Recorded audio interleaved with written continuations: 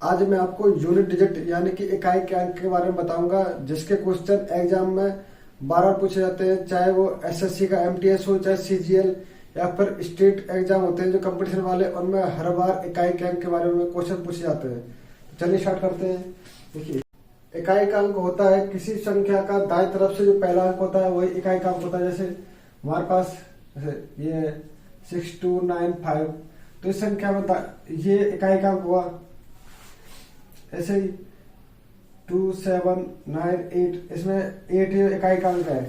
देखिए, जो मैं समझाऊंगा पहले आप इसे समझने की कोशिश करना, फिर हम क्वेश्चन सॉल्व करेंगे। यदि आप इस मेथड को एक बार समझ गए तो क्वेश्चन सॉल्व करने में आपको बहुत आसानी होगी।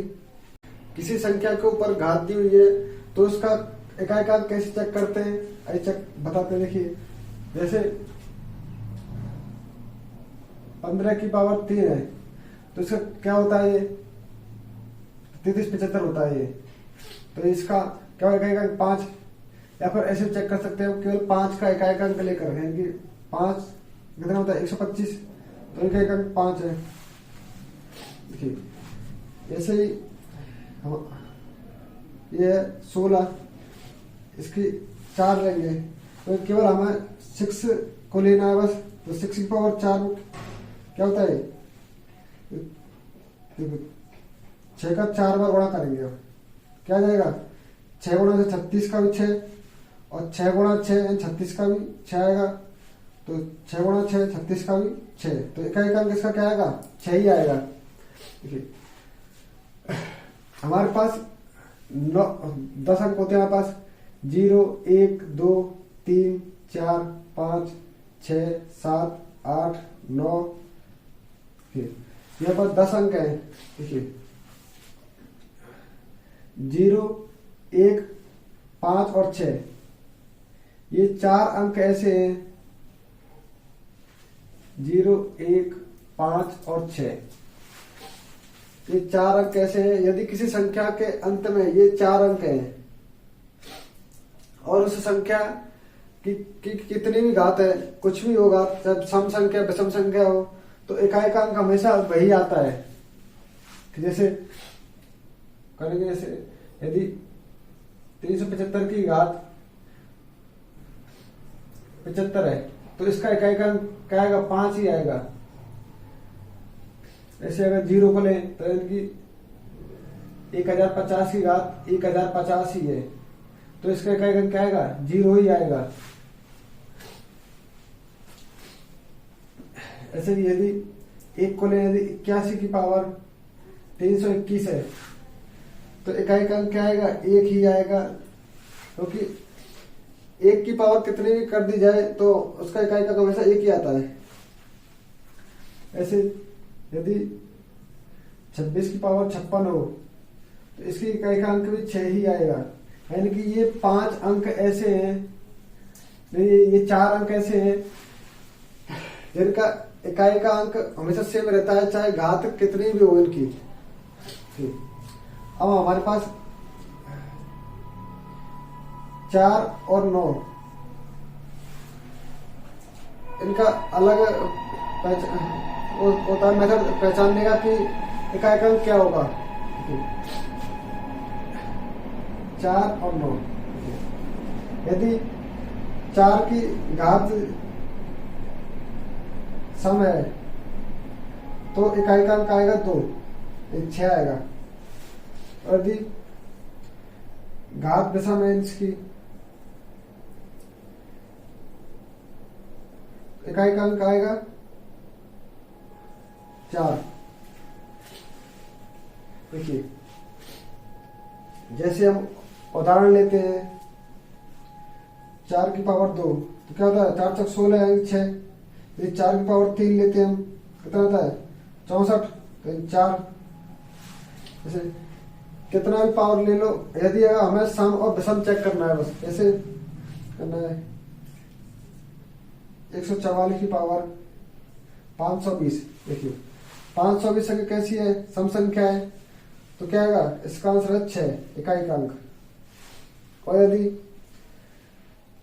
देखिए, यदि 144 की पावर 521 होती तो क्या है, विषम संख्या 521, तो इस इकाई का अंक होता है 4। इसी प्रकार हम 9 का चेक कर सकते हैं। यदि घात सम है तो इसका इकाई का अंक होता है 1, और यदि विषम है तो इकाई का अंक वह स्वयं ही आता है 9। दोनों विषय में यदि घात विषम रहती है तो इकाई का अंक वही आता है जो वह स्वयं होता है 4 और 9 के संबंध में। जैसे देखिए, यदि हम 9 की पावर 2 लेते हैं, कितना होता है 81। अगर 9 की पावर 3 लेंगे क्या जाएगा 729, क्या जाएगा 9, क्योंकि विषम संख्या है 3, इसलिए आ गया 9। और 2 क्या है, सम संख्या है, इसलिए क्या हुआ इकाई का अंक 1। यदि जैसे 29 की पावर 29 ले, 29 ऐसी संख्या है, विषम संख्या है, तो क्या आ जाएगा 9 ही इकाई का अंक आएगा। यदि 29 की पावर 30 ले तो क्या आ जाएगा 1 इकाई का अंक, क्योंकि 30 की संख्या है, सम संख्या है, इसलिए इकाई का अंक 1। हमारे पास क्या बचे 2, 3, 7 और 8।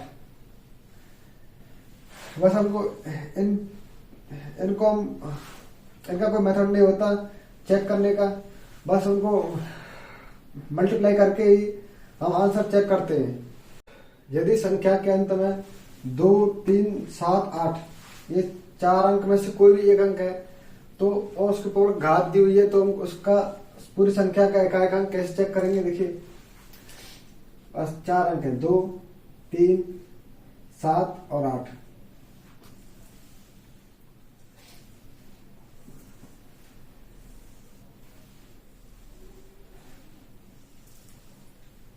देखिए, यदि 2 की पावर 1 है, यदि 2 की पावर 1 हुआ तो क्या आंसर आएगा इकाई का 2।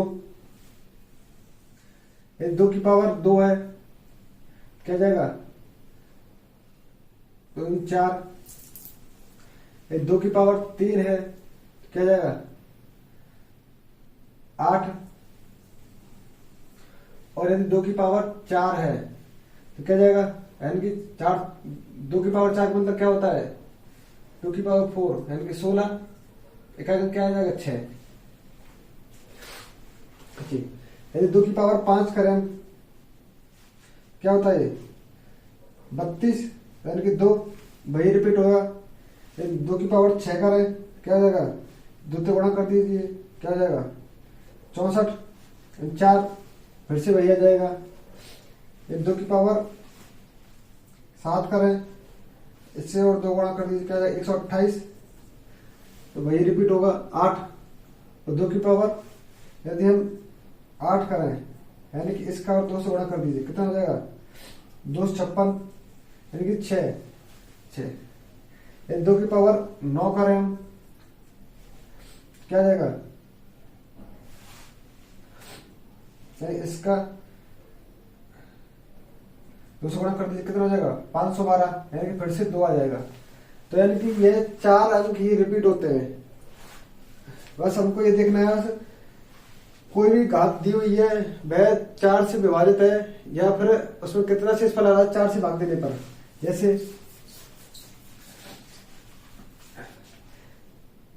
जैसे 2 की पावर यदि 25 है तो इसको कैसे चेक करेंगे, इसका इकाई अंक क्या होगा। देखिए 25 में 4 का भाग देंगे, 4 से 24 और 1 शेषफल आएगा यानी कि 1, तो क्या जाएगा, यानी 2 की पावर 1 के बराबर ही इसका वो ही है वो इकाई का अंक। तो 2 की पावर 1 का 2, इकाई का अंक 2 ही आएगा।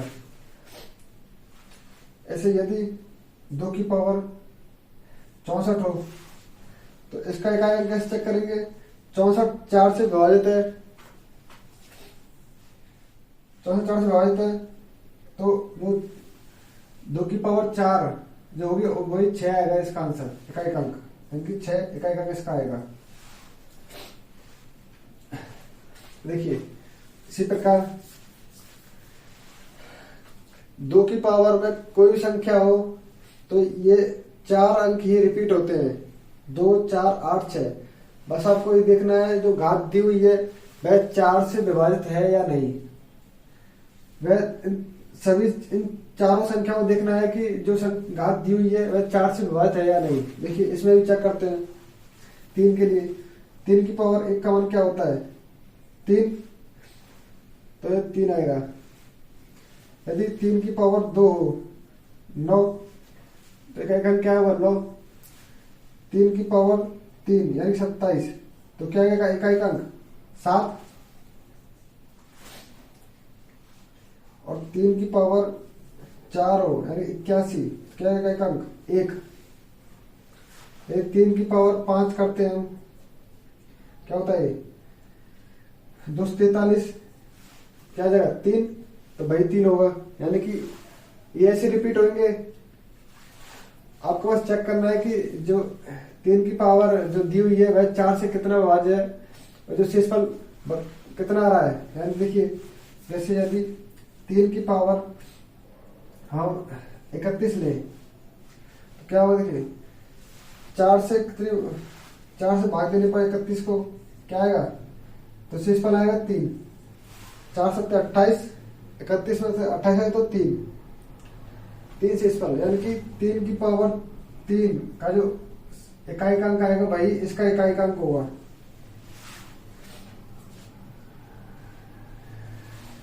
तीन की पावर 3 क्या होता है? 27 यानी कि 7, तो इसका भी 7 ही इकाई अंक आएगा। ऐसे ही यदि 3 की पावर 4 होती तो क्या होता है? इसका इकाई अंक 1। ऐसे ही आप 7 का देखते हैं। देखिए 7 की पावर 1 क्या होता है? 7 की पावर 1 और 7 ही आएगा। 7 की पावर 2 क्या होता है? 7 7 7 49, 9 यानी कि 9 आएगा। 7 की पावर 3 क्या होता है? 343, 3 इकाई अंक 3 ही आएगा। और 7 की पावर 4 क्या होता है? ये 2401 यानी कि इकाई अंक 1। देखिए यदि 7 की पावर 5 ले तो यानी कि इससे 7 से गुणा होगा तो 1 गुणा 7 कितना होता है? 7 ही आएगा, तो वही रिपीट होगा। तो ऐसे आगे रिपीट होंगे। हमें बस ये देखना है कि जो 7 की जो घात है बस 4 से भाग देने में कितना शेषफल आ रहा है उसमें। देखिए 7 की पावर 41, तो 4 से भागने में क्या आएगा इसमें? 41 में 4 का भाग देंगे तो शेषफल आएगा 1, यानी कि 7 की पावर 1 का मतलब 7 ही होता है, तो इसका इकाई अंक क्या होगा? 7 ही होगा। ऐसे हम 8 का चेक करते हैं। 8 की पावर 1 का मतलब क्या होता है? 8। यदि 8 की पावर 2 करें क्या हो जाएगा? 8 और 64 4। यदि 8 की पावर 3 होगा कितना हो जाएगा? 8 चौक 32 यानी कि 2। 8 की पावर 4 हो जाएगा, इसी से 8 गुणा कर दीजिए, 8 दूनी 16 यानी कि 6। तो इकाई अंक क्या है? 6। आपको बस जो 4 संख्या दी हुई है यदि किसी संख्या के अंत में ये 4 अंक हैं और की घात कितनी भी है बस हमको चेक करना है कि बस 4 से भाग देने पर घात को कितना शेषफल आता है। देखिए जैसे हमारे पास संख्या है 23 की पावर 2003। देखिए इसमें हमें इकाई अंक चेक करना है क्या आएगा। देखिए हमारे पास संख्या इकाई अंक क्या है? 3, और जो घात कितनी? 2003। तो 2003 में 4 का भाग देंगे, क्या शेषफल आएगा? 3 ही आएगा, यानी कि 3 की पावर 3 का जो इकाई अंक होगा वह भी इस पूरी संख्या का इकाई अंक होगा। 3 की पावर 3 क्या होता है? 3 3 3 3 9 9 27 यानी कि 7, यानी कि हमारा 7 आंसर आएगा इसका। जैसे देखो यदि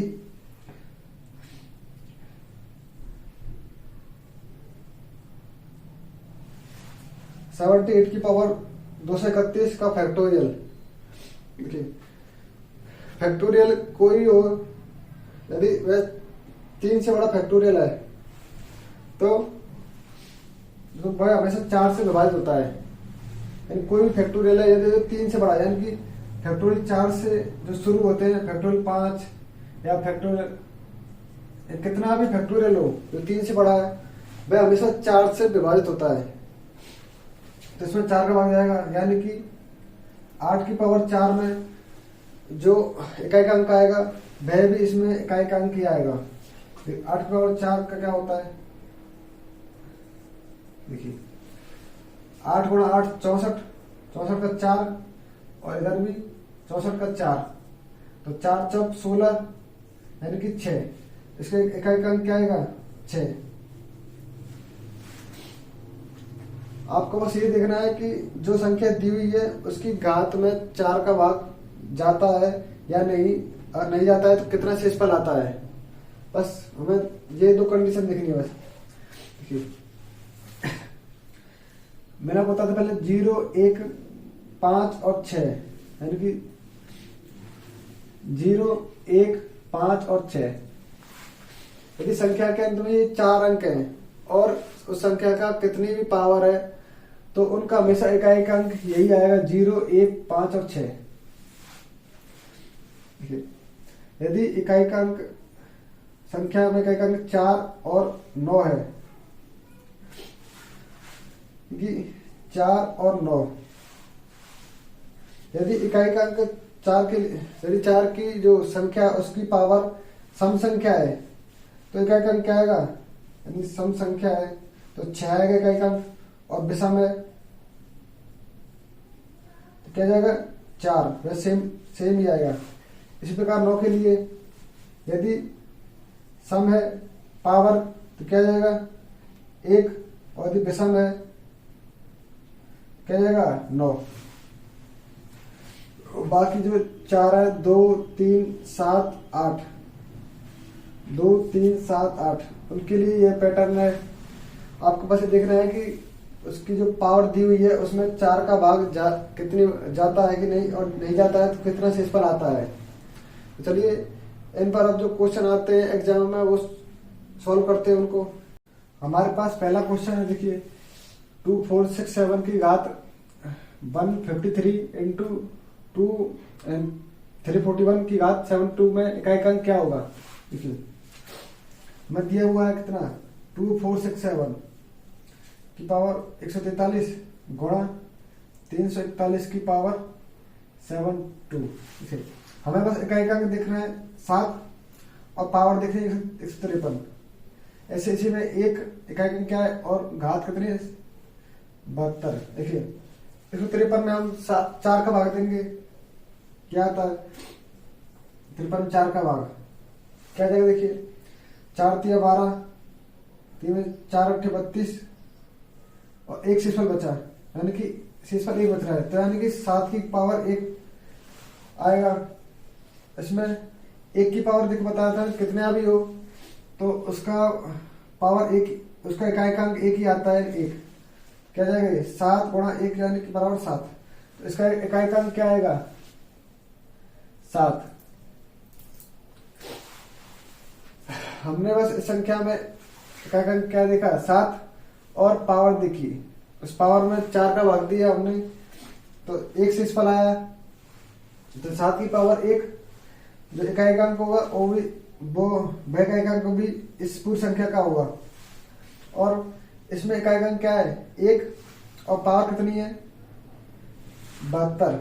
तो 1 की पावर 72 कितनी भी हो उसका इकाई का हमेशा 1 ही आता है, तो 1, तो 7 की पावर 1 का मतलब 7 गुणा 1 7, तो हमारा आंसर आ गया 7। देखिए दूसरा क्वेश्चन है, ये संख्या दी हुई है गुणा में, इसमें अंतिम 2 अंक पूछे हैं, यानी कि 2 अंक कब निकाल सकते हैं यदि हम किसी संख्या को 100 से भाग दें, जो शेषफल बचता है वह उसके अंक 2 अंक होंगे। देखिए तो इसको लिख सकते हैं हम 96 गुणा 103 गुणा 78 गुणा 151। देखिए इसमें हमें 100 का भाग देना है, देखिए इसमें 4 का भाग जा सकता है 25 बार, इसमें जा सकता है 24 बार। हमने एक काट लिया, तो देखो 4 का भाग जा सकता है 25 बार, इसमें 24 बार। अब देखिए हम 25 का भाग देंगे 24 में, कितना आएगा, यानी कि माइनस का 1 बचेगा। यदि संख्या एक कम है, यानी कि 25 से 25 आता है 1, तो माइनस 1 लिख दिया हमने।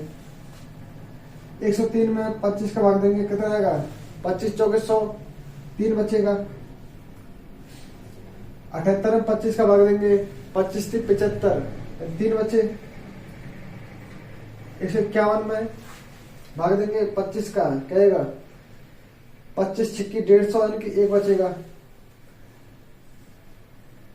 देखिए यहाँ पर मैंने माइनस 1 क्यों लिखा है, क्योंकि यहाँ पर 25 से संख्या 1 कम है, 24 है। यदि 26 होता तो हम लिखते प्लस का 1 लिखते, ठीक है। यहाँ कितना 24 तो लिखा माइनस का 1, इनका गुणा कर लीजिए, कितना आएगा, 1 गुणा 3, 3 तिया 9, 9 यानी माइनस के 9। हमें बनाना है नीचे 100 बनाना है, देखिए तो सब 4 गुणा कर दीजिए ऊपर नीचे, क्या जाएगा, 9 चौक 36, 100। लेकिन ये संख्या माइनस की हमें करें प्लस में, तो क्या करेंगे हम 100 में से 36 घटा देंगे, कितना आएगा, यह जाएगा 64। तो 64 हमारा आंसर है, यानी कि इस पूरी संख्या का जो अंतिम लास्ट 2 अंक है वह 64 आएंगे।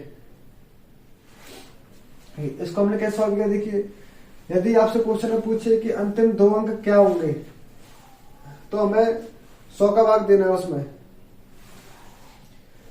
देखिए हमने यहाँ पर 4 से इसलिए काटा है, इसको भाग दिया क्योंकि छोटे छोटे ये मान प्राप्त हो जाए। देखिए ये सब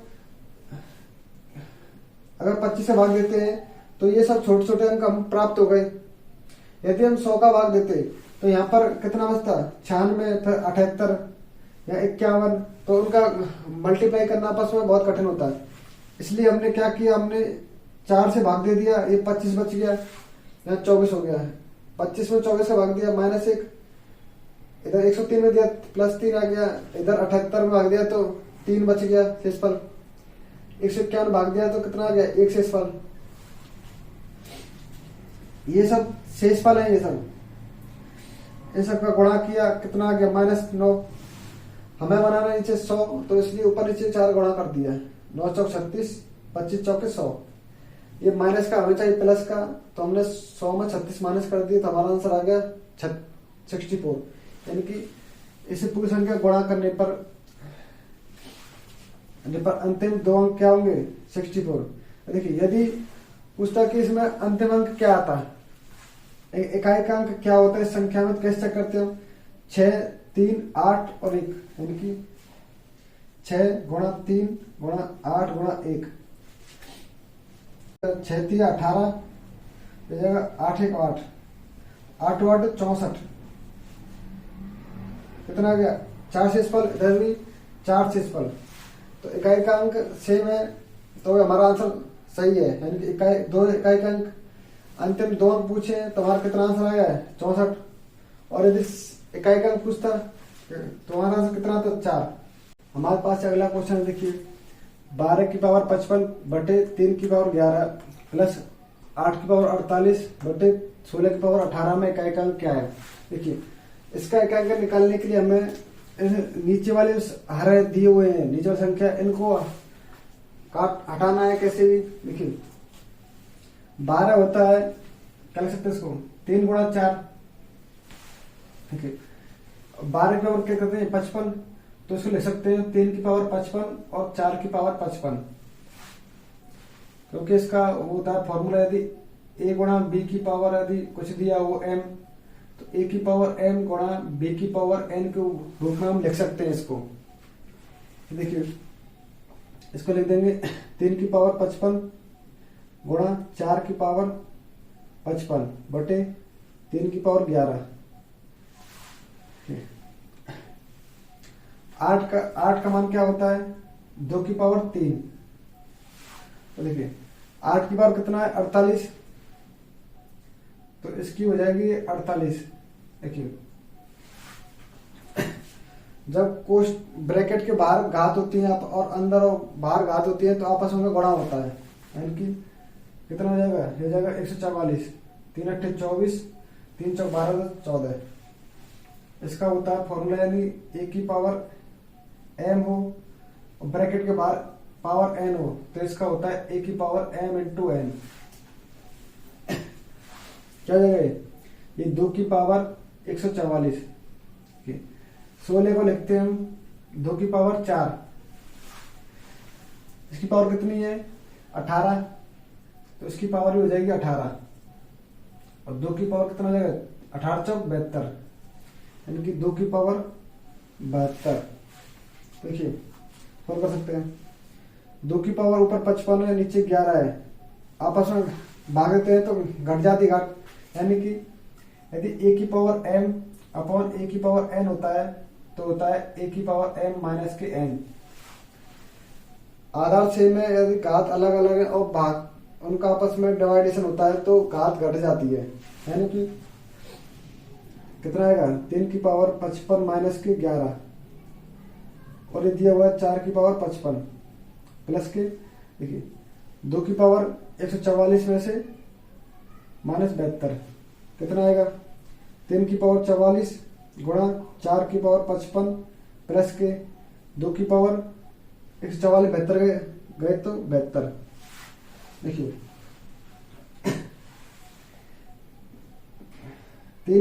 3 है, इसकी पावर कितनी है? 44। 44 में 4 का भाग जाता है, यानी कि यूनिट डिजिट कितना आएगा? 3 की पावर जो 4 का यूनिट डिजिट होता है भाई इस पूरी संख्या का इकाई अंक आएगा। इधर 4 की पावर क्या है? विषम संख्या है, तो 4 का विषम संख्या का इकाई अंक क्या होता है? वही 4 ही होता है। 72 4 से विभाजित है तो 2 की पावर 4 का इकाई अंक ही वही आएगा जो 2 की पावर 72 का आता है। देखो 3 की पावर 4 है 81, 81 का 1 होता है। 4 प्लस के 2 की पावर 4 कितना होता है? 16, 16 का यानी कि 6 हो जाएगा। 4 प्लस के 6 यानी कि 10। इकाई अंक क्या आया? 0। तो हमारा आंसर है 0, यानी कि इस पूरी संख्या का इकाई अंक क्या है? 0। हमने बस क्या किया इसमें? हमने उस नीचे वाली संख्या को हटाया कैसे? 12 को तोड़ दिया हमने 3 और 4 में, तो बाहरी घात में 55, तो 55 और 55 लिख दिया। 8 क्या लिख सकते हैं? 2 की पावर 3, 8 पर कितने थे? 48, इसमें 48, तो 3 गुणा 48 कितना हो गया? 144 यहाँ गया। ऐसे 16 को लिख सकते हैं 2 की पावर 4 और 16 की पावर कितनी है? 18, तो 18 तो 4 18, 4 इंटू 18 कितना हो गया? 72 इकट्ठ गए। आपस में जब आधार समान होता है घात अलग अलग होते हैं आपस में घट जाती है, तो 55 माइनस 11 कितना होगा? 44, ये 55 ही है। 144 माइनस 72 कितना हो गया? 72। 44 में 4 का भाग जाता है तो जो 3 की पावर 4 होगी में इकाई अंक होगा वही 3 की पावर 44 में इकाई अंक होगा 4। 4 की पावर यदि विषम संख्या होती है तो इकाई अंक वही आता है 4 और 72 में 4 का भाग जाता है तो 2 की पावर 4 का में इकाई अंक वही आएगा जो 2 की पावर 72 में होगा। 3 की पावर 4 क्या होता है? 3 की पावर 4 ये होता है 3 गुणा 3 गुणा 3 गुणा 3, देखिए 9, इसका भी 9, तो 9 ना 81 का यानी कि 1, 4 हो गया। 2 की पावर 4 कितना होता है? 16 यानी कि 6, 4 1 4, 6 और 4 10, यानी कि हमारा आंसर आ गया 0। इकाई का अंक हो गया 0 इस पूरी संख्या का।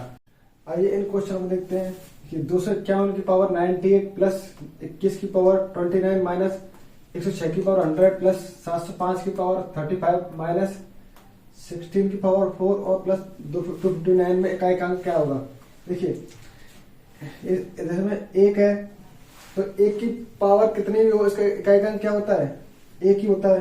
प्लस इसमें भी इकाई अंक क्या है, एक, तो इसकी पावर क्या होगी, इकाई अंक पूरा एक ही होगा। माइनस 6, यदि 6 की पावर कितनी भी हो उसका भी एकाक अंक क्या होता है, 6 ही होता है।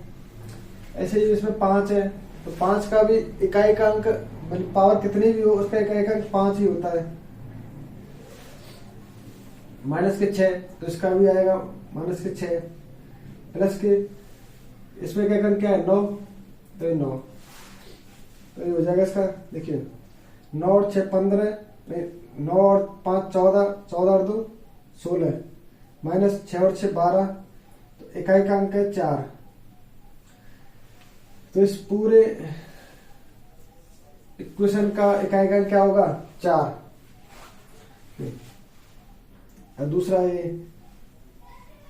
में संख्या दी हुई है, यानी कि 1 गुणा 2 गुणा 3 गुणा 4 गुणा 5 गुणा 6 7 गुणा 8 गुणा 9 गुणा 10, तो 1।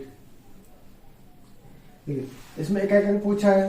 देखिए पहले हमें इसको 100 को हटाना होगा, तब जो संख्या बचेंगी हमें उनका गुणा करके आंसर निकालना होगा। देखिए 1 0 से 0 कट गया, कितना 5 दूनी 10, तो 5 गुणा 2 कट गया, तो कितना बचा हमारे पास, 3 4 6 7 8 और 9।